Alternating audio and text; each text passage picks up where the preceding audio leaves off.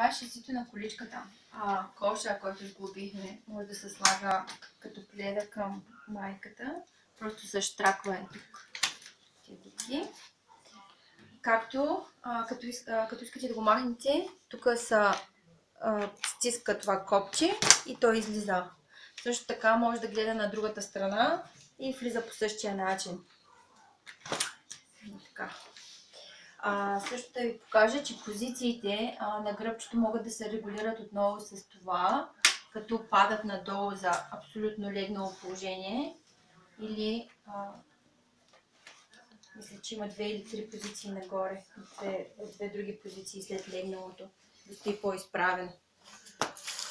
И това е горе-долу всичко с този кош. Ако искаме да го махнем, виждате колко лесно се маха. Количката, шасито с гъла последния начин.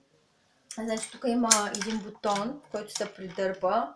Тук има едно чопче, което е така се отваря, след което се сгъва последния начин. И тук има едно чопче, което пък го заключва шасито.